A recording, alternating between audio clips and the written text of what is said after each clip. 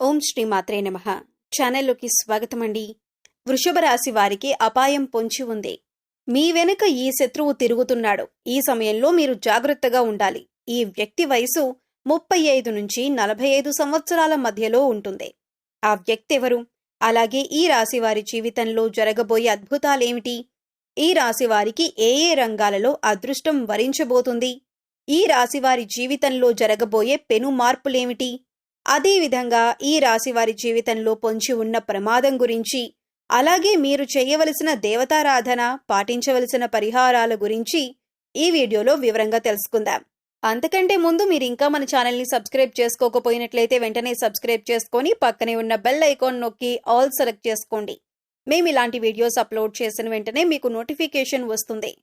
అలాగే వీడియోని ఎక్కడా కూడా స్కిప్ చేయకుండా చివరి వరకు చూస్తేనే మేము ఏం చెబుతున్నామో మీకు పూర్తిగా అర్థమవుతుంది. ఇక వివరాల్లోకి వెళ్తే, ఈ రాశి వారికి జ్ఞాపక శక్తి చాలా అధికంగా ఉంటుంది. ఏదైనా పనిని తలపెట్టినట్లయితే ఆ పనిని పూర్తి చేసేంత వరకు ఎంతో పట్టుదల కలిగి ఉంటారు.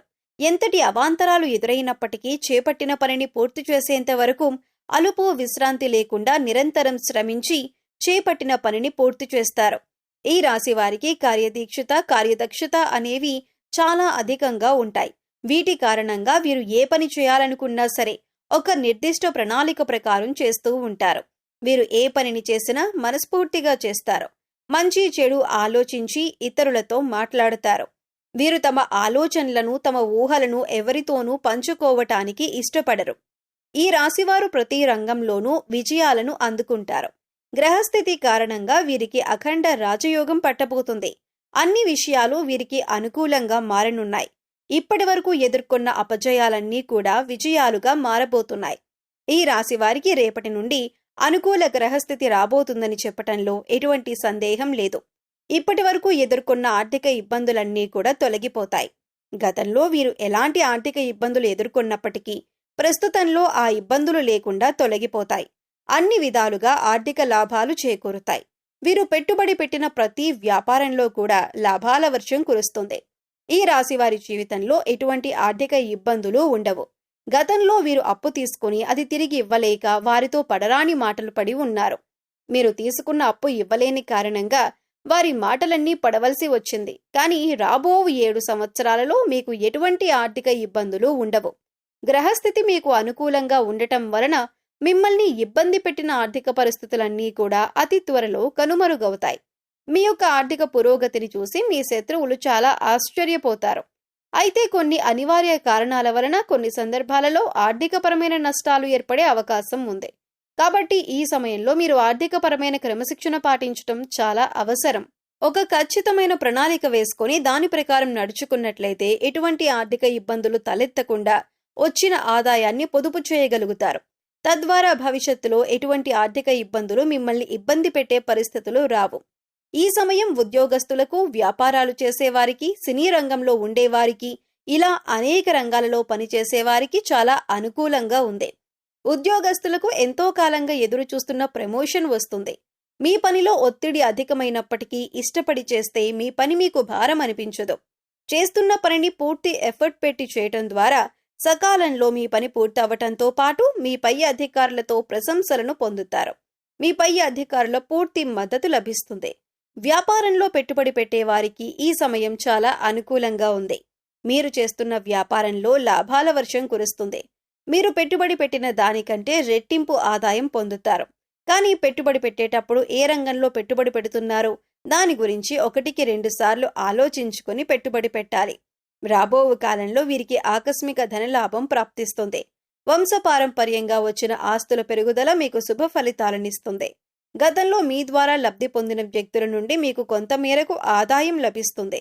మీ పూర్వీకుల ఆస్తులు ఎంతో కాలం నుండి కోర్టు కేసుల్లో ఇరుక్కున్నట్లయితే అవన్నీ ఈ సమయంలో తొలగిపోయి మీకు ఆర్థికపరమైన లాభాలను తెచ్చిపెడతాయి.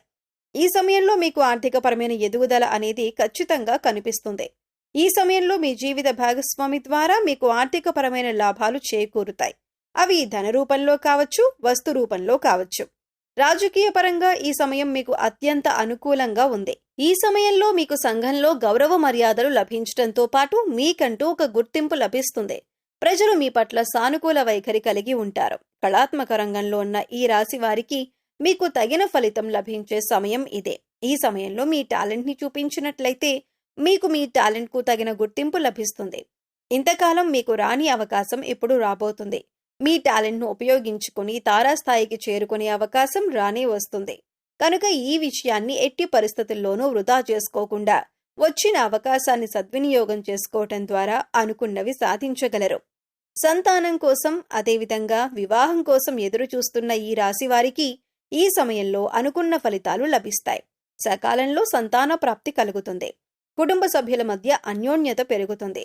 మీకు మీ కుటుంబ సభ్యులకు మధ్య ప్రేమాభిమానాలు, ఆప్యాయతలు పెరిగి ఒక ఆహ్లాదకరమైన వాతావరణం మీ చుట్టూ ఏర్పడుతుంది. ఈ సమయంలో దూర ప్రయాణాలు లాభిస్తాయి. వ్యాపారపరంగా, విద్యాపరంగా మీరు చేసే ప్రయత్నాలు మీకు అన్ని వేళలా అనుకూలంగా ఉంటాయి.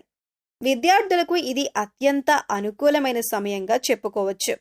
కష్టే ఫలి అన్నట్లుగా ఈ సమయంలో మీరు ఎంత కష్టపడితే అంతకు రెట్టింపు ఫలితాన్ని పొందుతారు.